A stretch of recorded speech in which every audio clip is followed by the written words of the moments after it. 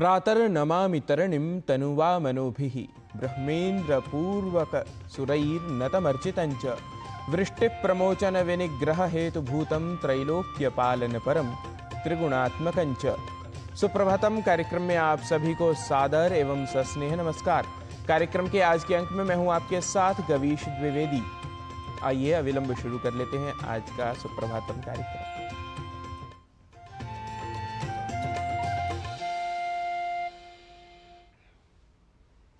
सूरज की पहली किरण के साथ एक नए दिन की शुरुआत करें। जीवन के हर क्षण को आनंद और सकारात्मकता से भरें। कठिनाइयों को पीछे छोड़ नए अवसरों का स्वागत करें और हर पल हर पर्व का आनंद लें। कार्यक्रम के आरंभिक पड़ाव पर सबसे पहले जान लेते हैं अपने पहले प्रभाग के माध्यम से आज की तिथि वार एवं नक्षत्र को। आज का पंचांग युगाब्द 5127, विक्रम संवत 2082, शक संवत 1947, उत्तरायण, वैशाख मास, शुक्ल पक्ष, तृतीया तिथि, बुधवार, रोहिणी नक्षत्र। आज का दिन सभी के लिए मंगलमय हो। तो आज वैशाख शुक्ल की तृतीया है, जिसे हम अक्षय तृतीया के रूप में जानते हैं। इस पर्व को देश में बड़े हर्षोल्लास के साथ मनाया जाता है। कहते हैं आज के दिन जो कुछ किया जाए उसका कभी क्षय नहीं होता। तो हमें भी परंपरानुरूप अक्षय कलश आदि खरीदने के साथ साथ अपनी व अपने अभिभावकों की अच्छे आचरण का भी करना है अनुसरण, जिससे अच्छे गुणों का हमेशा हमसे क्षय न हो। इसी क्रम में चलते हैं और जान लेते हैं आज का सुभाषित क्या कह रहा है।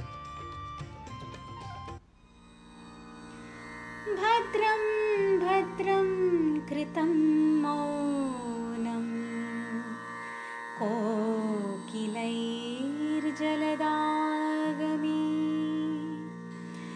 दर्दुरायत्र वक्तारस्तत्र मौनं हि शोभते।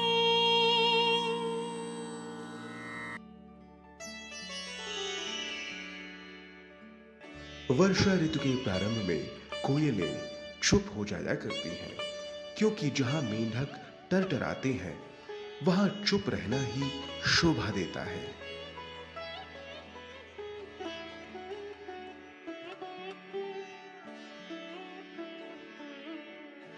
During the rainy season, cuckoos do not sing but remain silent, because when there is noise of croaking of the frogs, it is better to be silent and not to degrade your talent. भारतीय परंपराओं में गुरुकुल प्राचीन काल से ही विद्या के प्रमुख केंद्र रहे हैं। इन्हीं में से विश्व प्रसिद्ध ज्ञानियों, धनुर्धरों, राजनीतिज्ञों का निर्माण हुआ है। भारतीय ज्ञान परंपरा प्रभाग में आज ऐसे ही गुरुकुल विशेष के बारे में जान लेते हैं इस रिपोर्ट के माध्यम से।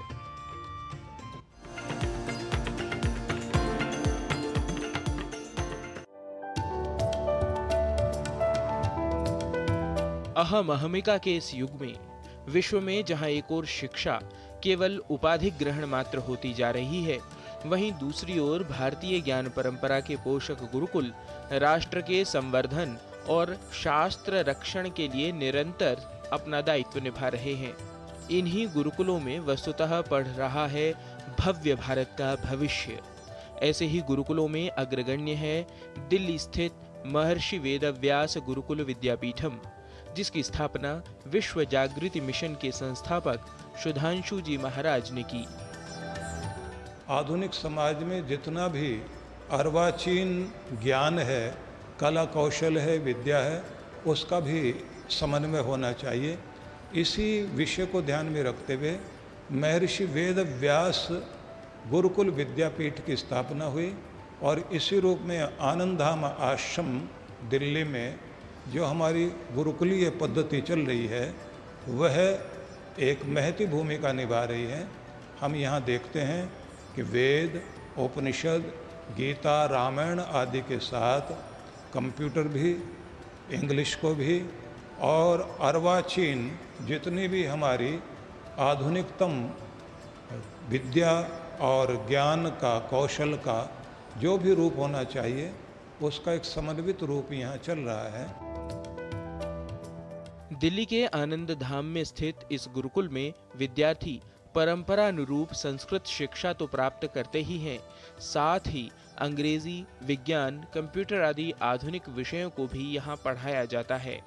आधुनिक पद्धतियों एवं प्राचीन परंपराओं का अद्भुत संगम है यह गुरुकुल, जहाँ नित्य वेदध्वनि गुंजायमान रहती है।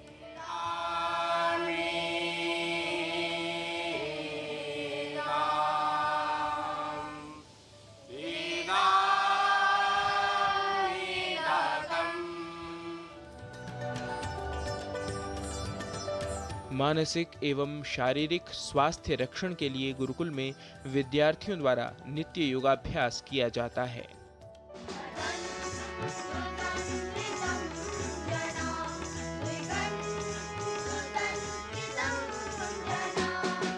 वाद्य यंत्रों के प्रशिक्षण के साथ साथ संगीत की शिक्षा भी इस गुरुकुल के विद्यार्थियों की जीवनचर्या का अंग है।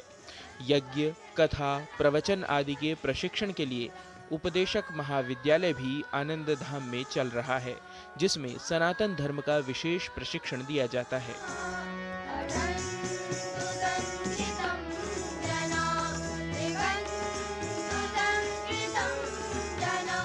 अत्र उपदेशक महाविद्यालये धर्म प्रशिक्षुत्वेन संस्कृतस्य अध्ययनं करोमि। अत्र संस्कृतस्य उपदेशक महाविद्यालयः अस्ति। उपदेशक इत्युक्ते उपदेश प्रशिक्षु, धर्म प्रशिक्षु इत्यनेन। मम उद्देश्यम् एतदस्ति कि अहं संस्कृतस्य आचार्यः भविष्यामि।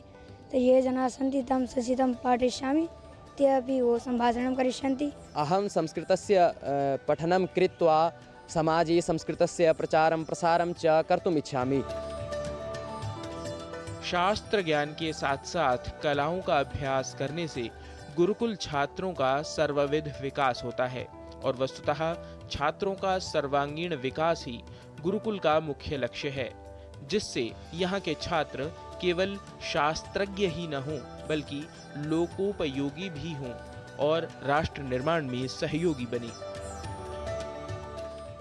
महाराज जी की यह इच्छा है कि पूरे विश्व में हम सनातन परंपरा का प्रचार करें, हमारी पूजा पद्धति एक जैसी हो, हम वेदों को ठीक से अध्ययन करवावें। इस मानसिकता को लेकर के गुरुकुल की स्थापना हुई और गुरुकुल उपदेशक महाविद्यालय के पढ़े हुए जो छात्र हैं वर्तमान में देशों में और विदेशों में भी संस्कृत और संस्कृत का प्रचार कर रहे हैं। महर्षि वेदव्यास गुरुकुल विद्यापीठम विद्या का एक ऐसा केंद्र जहां विद्यार्थियों में केवल शास्त्रीय सिद्धांतों का ही नहीं अपितु संस्कारों का, परंपराओं का और संस्कृति का संधान किया जाता है। नए अंकुर की तरह प्रस्फुटित होते ये छात्र निश्चित ही अनेकों के लिए प्रेरक, दिग्दर्शक बनते हुए राष्ट्र निर्माण में अग्रणी भूमिका का प्रतिपादन करेंगे और संस्कृत की सेवा करते हुए अनंत कीर्तिमान स्थापित करेंगे।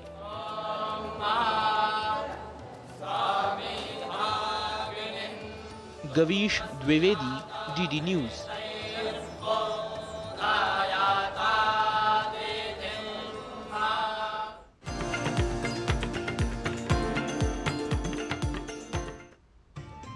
भारतीय ज्ञान परंपरा प्रभाग में गुरुकुल विशेष के बारे में जानने के अनंतर अब कार्यक्रम में समय हो चला है हमारे अग्रिम प्रभाग स्वास्थ्य मंत्र का। यह तो ज्ञात ही है कि कैंसर एक गंभीर रोग है और इसके इलाज के लिए नई नई तकनीकों का प्रयोग भी किया जाने लगा है। कैंसर के इलाज में उपयोगी इम्यूनोथेरेपी के बारे में जानने के लिए आइए देख लेते हैं यह रिपोर्ट।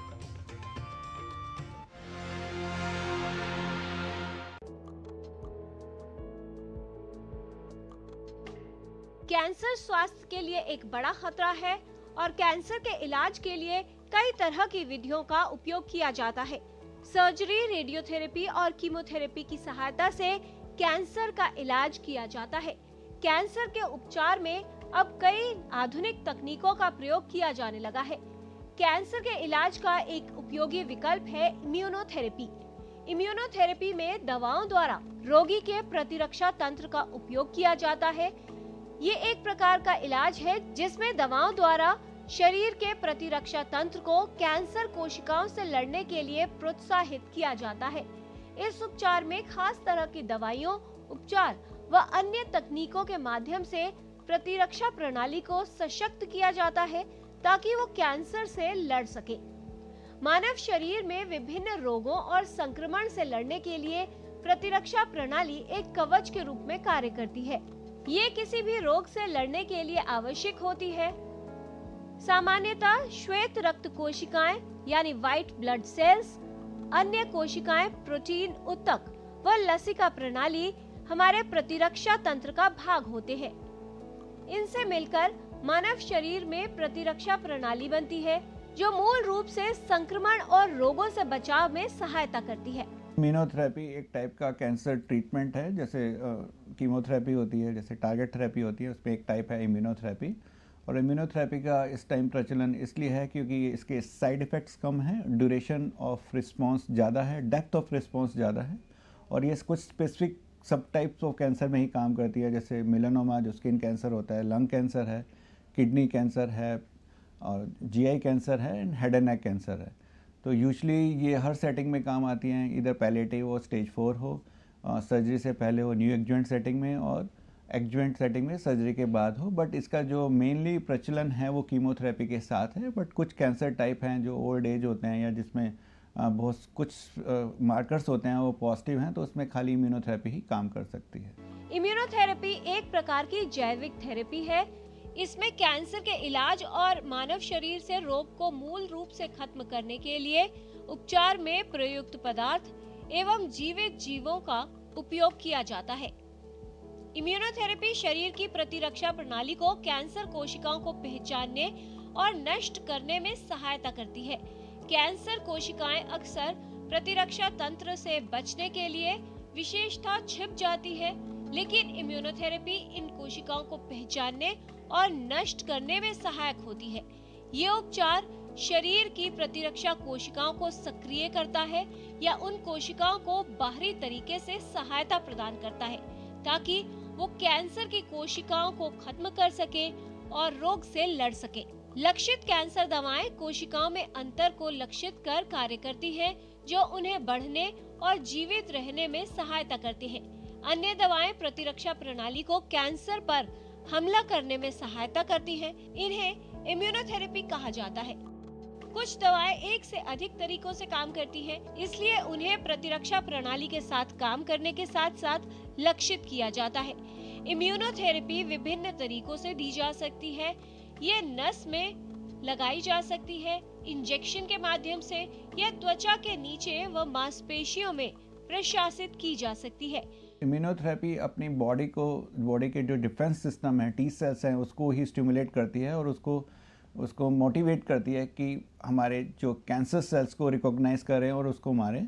जबकि कीमोथेरेपी हमारे नॉर्मल सेल्स और कैंसर सेल्स दोनों को मारती है, इसलिए उसके साइड इफ़ेक्ट्स ज़्यादा होते हैं। कीमोथेरेपीज़ के जैसे साइड इफ़ेक्ट होते हैं usually approximately 50 to 60% her patients में होते हैं।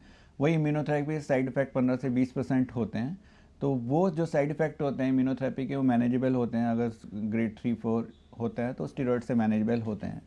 और इसके साइड इफ़ेक्ट्स हम यूजली ग्रेड 1 ग्रेड 2 चाहते हैं ताकि दिखे कि कीमोथेरेपी रिस्पॉन्स भी कर रही है, बट कि कीमोथेरेपी के साथ जो साइड इफ़ेक्ट्स होते हैं थोड़े ज़्यादा होते हैं। कैंसर के इलाज का ये एक प्रभावशाली विकल्प है। इसे कैंसर के उपचार में एक बड़ा कदम माना जा सकता है और कैंसर रोगियों को सामान्य से अधिक जीने में सहायता करती है। इम्यूनोथेरेपी कैंसर के इलाज में एक नए युग की शुरुआत है। हालांकि हर रोगी के लिए ये उपयुक्त नहीं है, लेकिन सही निदान और डॉक्टर की सलाह से ये प्रभावशाली उपचार सिद्ध हो रहा है। कई ऐसे कैंसर हैं जिनमें इम्यूनोथेरेपी का उपयोग काफी सफल सिद्ध हो रहा है। किरण भारद्वाज, डीडी न्यूज।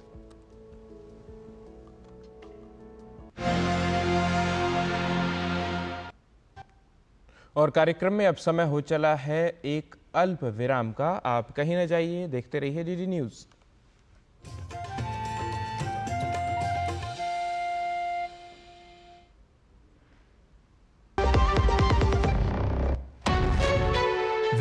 अनेक, कंप्लेंट बॉक्स 1। किसी भी सरकारी दफ्तर, विभाग या बैंक से जुड़ी शिकायत के लिए pgportal.gov.in पर जाएं, रजिस्टर करें, संबंधित विभाग चुनें, शिकायत दर्ज करें और ट्रैकिंग आईडी नोट करें। एसएमएस या ईमेल पर एक्नॉलेजमेंट पाएं और शिकायत का जवाब सीधे मंत्रालय से प्राप्त करें। अब तक 1 करोड़ 12 लाख से अधिक भारतीयों ने भरोसा जताया। सीपी ग्राम्स, आपकी हर शिकायत का हल। अभी शिकायत दर्ज करें pgportal.gov.in। पापा पूछेंगे नहीं 800 रुपीस की एंड ऑफ सेमेस्टर पार्टी के बारे में? मम्मी आज सुनी 680। अरे अपडेट किया है बच्चे ने भी। मैं आपके फैमिली ग्रुप में खर्चा तो हुआ ना? पहली बार हिसाब दिया है बेटे ने। फैमिली ग्रुप पे पाइए फैमिली से पेमेंट अपडेट्स। भीम, भारत का भरोसा, भारत का अपना पेमेंट्स ऐप।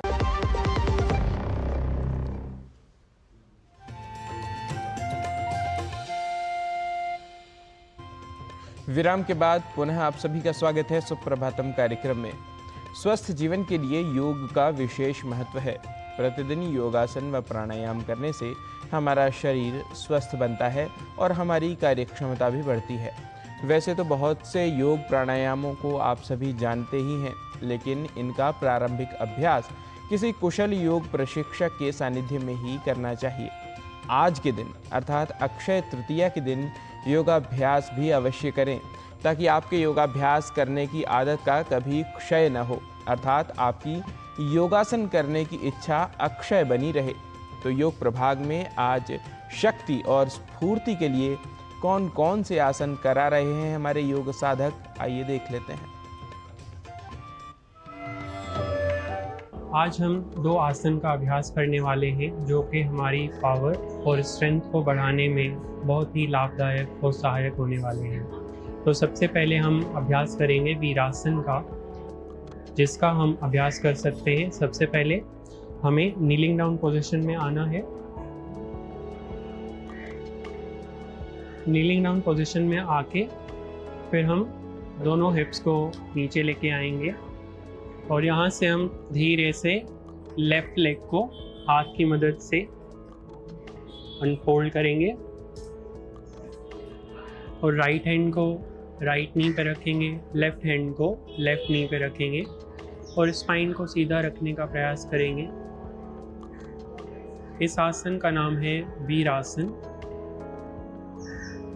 इसमें हम कम से कम 1 या 2 मिनट अभ्यास कर सकते हैं। यहाँ से हम दूसरा आसन अटेम्प्ट करेंगे, जो कि है योगेंद्र अंजनेय आसन। उसके लिए हम दोनों हाथों को नीचे रखेंगे।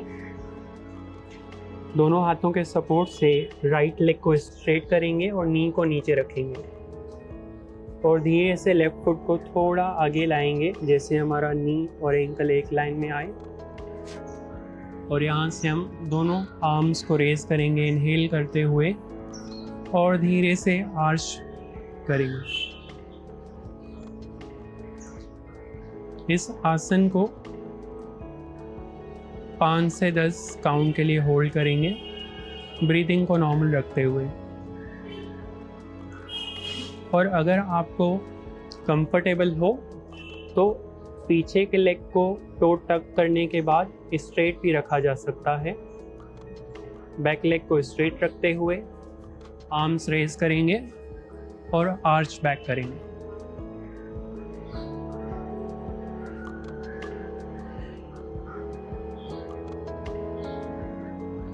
जैसा भी आपको कंफर्टेबल हो, नी को नीचे रख सकते हैं या लेग को स्ट्रेट रख सकते हैं, दोनों ही एक्सेप्टेड है।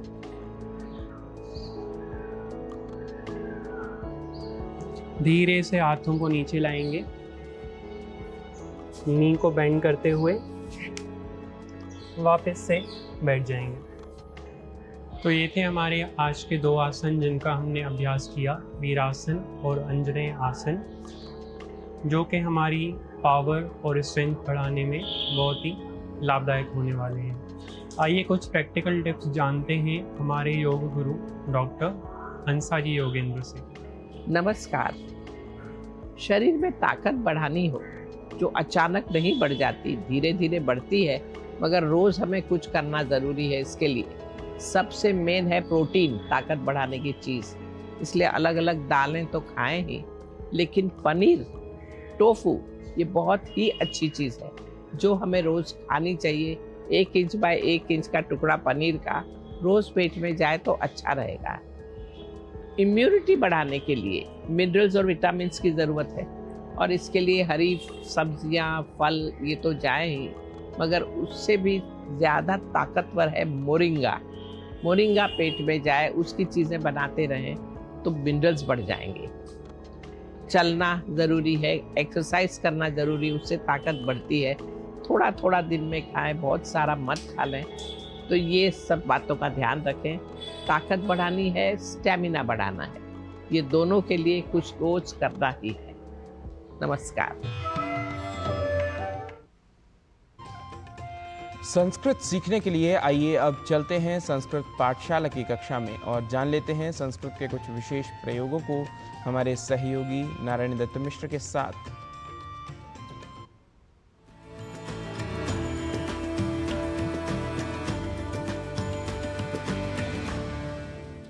नमः संस्कृतानुरागिभ्यः दर्शकेभ्यः स्वागतमस्तु संस्कृत पाठशालायाः अभिनवकक्षायां भवतां समेषाम्। अहमस्मि नारायण दत्त मिश्रः।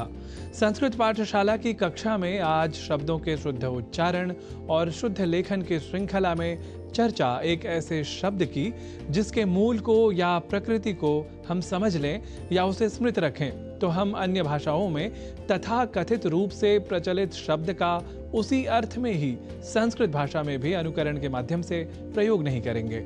उदाहरणतः आपने पहले ही जान लिया है कि सत्ता शब्द का हिंदी आदि भाषाओं में जो आज का प्रयोग है वह संस्कृत सम्मत नहीं है।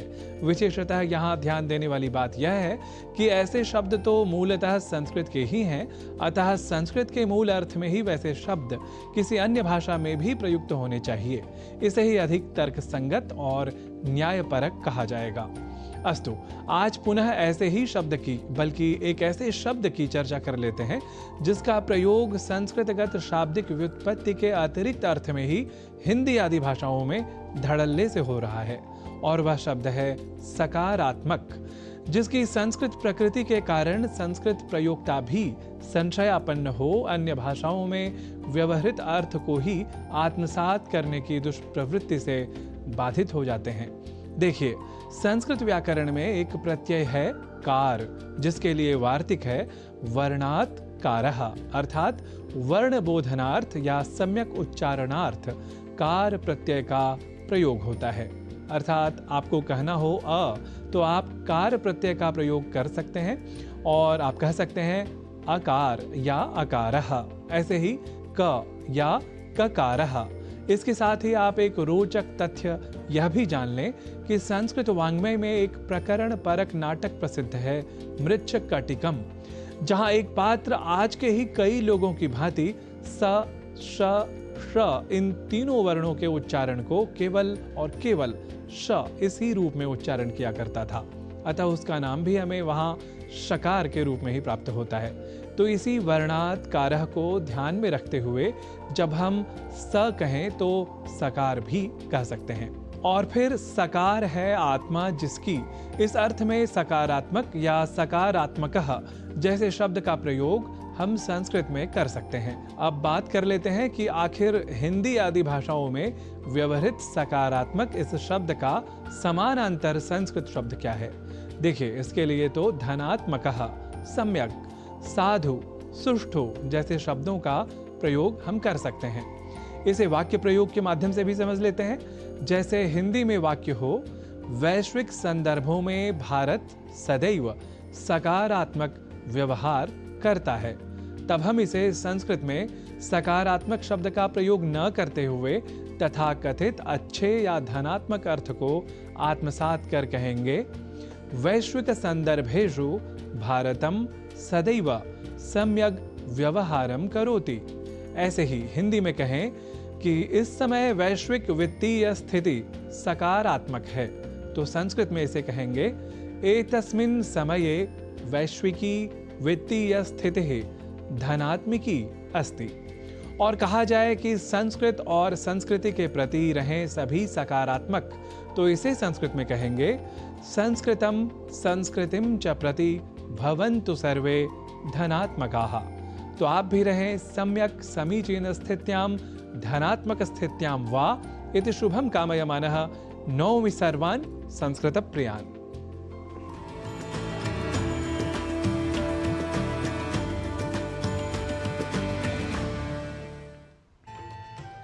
तो इस संस्कृत पाठशाला की प्रस्तुति के साथ ही कार्यक्रम में वृत्त प्रस्तुति श्रृंखला को देते हैं विराम। आप हमें दीजिए अनुमति, साथ ही गर्मी के इस मौसम में स्वयं का संरक्षण करते हुए अपनी सांसारिक यात्रा का संसरण करते रहें। स्वस्थ रहें, मस्त रहें और देखते रहें डीडी न्यूज़। नमस्कार।